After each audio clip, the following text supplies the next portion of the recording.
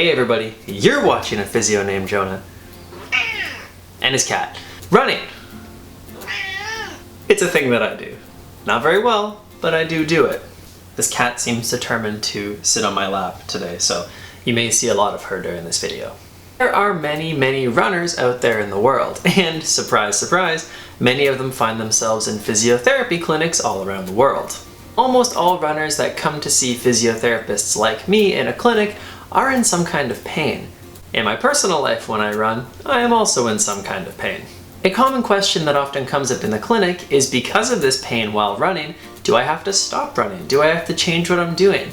This is what we're going to be talking about today. Quick disclaimer before we jump in, this is not meant to be an exhaustive video of all the possible conditions that happen creating pain while you run, or a really in-depth dive into the world of running, pacing, training, anything like that. This is meant as a high-level overview of pain with running. Cool? Cool. Let's go. Pain. It's not a great time. People hurt in a variety of ways that can be as unique as they are. Yes, it can in fact be that unique. Talking about pain, with running in particular, it's important to distinguish what kind of pain we're actually talking about. There's a lot of different pains that can crop up. Is it leg soreness like in the quads at the end of your run? Is it more of a sharp pain in the heel that happens pretty early in the run? Is it the soreness in your hips or low back that's kind of happening in the middle of your run? Or is it a sharp pain in your knee every time you go up a hill? In general, muscle soreness after running is to be expected. It's actually a fairly intense activity when you think about how many times your foot is coming into contact with the ground over what can be an extended period of time.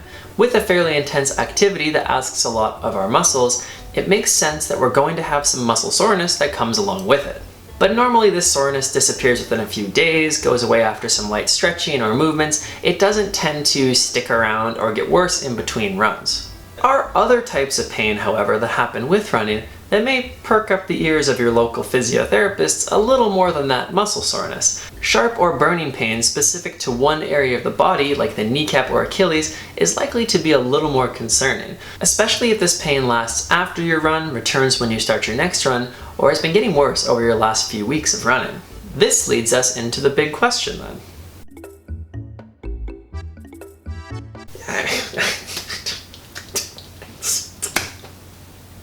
It really depends on the situation, and I hate saying it depends because it's such a cliche in the physio world to say it, but it does. Let's talk about the easy one that I had laid out for myself up there earlier, where the pain that you're experiencing during running is more of a generalized muscle soreness. It's probably happening on both sides, it goes away within a little while after your runs. You probably don't have to change anything. If that's all the soreness that you're getting, it's resolving, it seems like you're taking care of it with the things that you're doing, doesn't sound like we have to change anything. Keep up the good work, keep looking after yourself. Next. It's funny because I look over there and it looks like I'm looking to like the next thing, but all I see is our piano.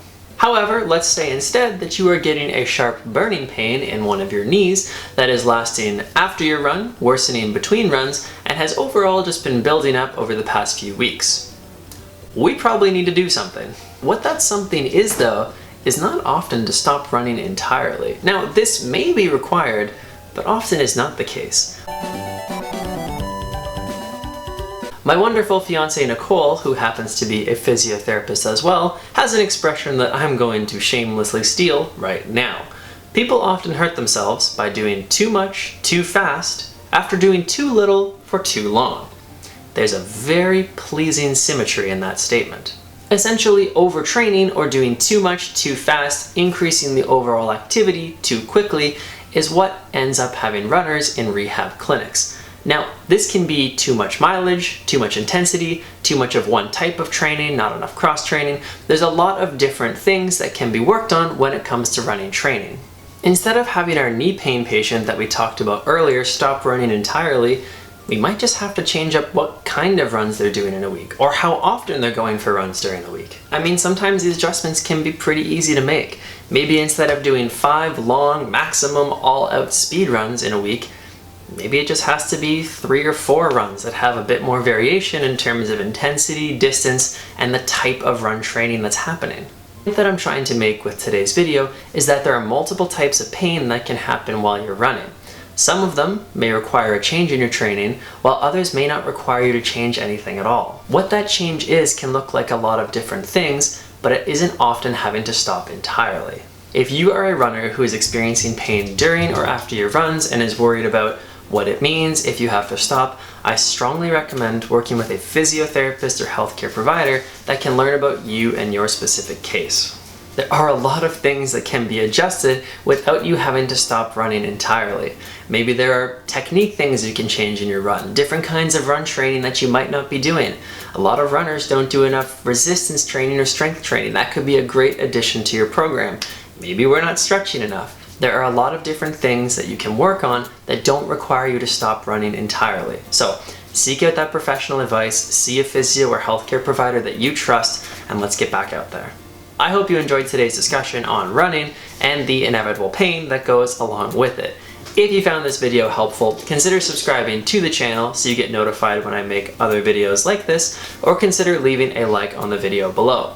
Either way also helps support my channel, and I very much appreciate the support, guys. If this video inspired any questions about running or physiotherapy in general, feel free to drop them in the comments section below for me. I look forward to getting in touch with you there.